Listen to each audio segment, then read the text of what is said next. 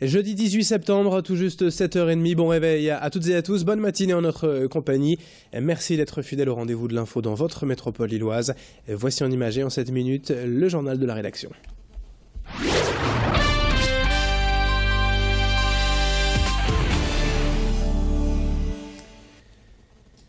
Et à la une ce matin, tout d'abord, on évoque cette grande opération de dépistage des maladies cardiovasculaires dans les pharmacies.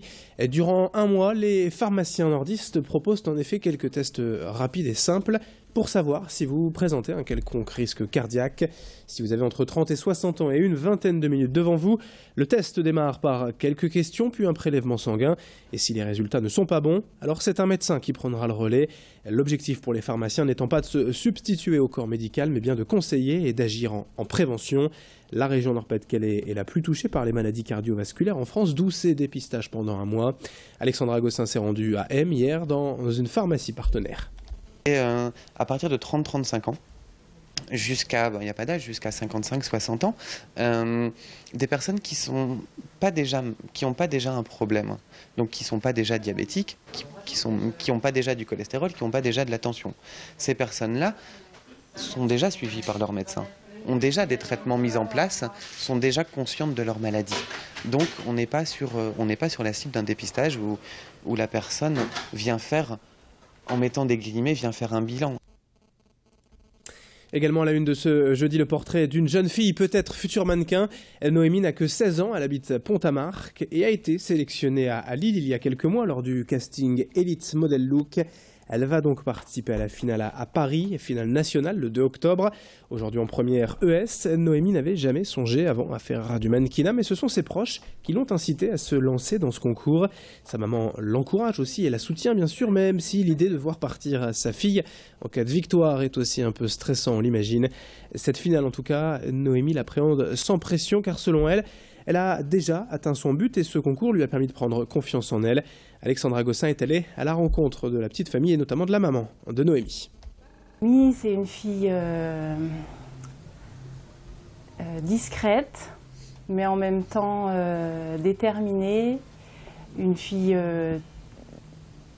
gentille, c'est peut-être, ça peut être mal perçu gentille, mais c'est vraiment une fille qui a un grand cœur, sensible, qui ne le montre pas toujours, qui peut être un petit peu en retrait parfois, mais c'est une fille que j'aime beaucoup.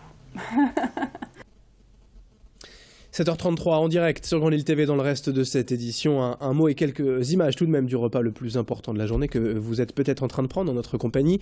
Il s'agit bien sûr du petit déjeuner et hier matin à Ronc, les enfants de l'école Pablo Neruda ont profité avec leurs parents d'un buffet spécial. Aujourd'hui encore, bien trop de personnes négligent ce moment très important pour les bienfaits nutritionnels qu'il apporte pour toute la journée, mais aussi car c'est un moment de partage convivial avec toute la famille. Au programme du pain, des fruits, une boisson, un repas équilibré et si on déjeune bien, on évite ensuite de grignoter dans la matinée et c'est une vraie recette de forme que de bien manger dès le matin. Cette opération se déroule dans le cadre du programme européen We Love Eating dont est partenaire la ville de Ronc. Explication au micro de Tanguy Lécluse. Des fois des céréales et un verre de lait, des biscuits, des céréales, des petits pains au chocolat. Je mange des céréales avec un jus d'orange.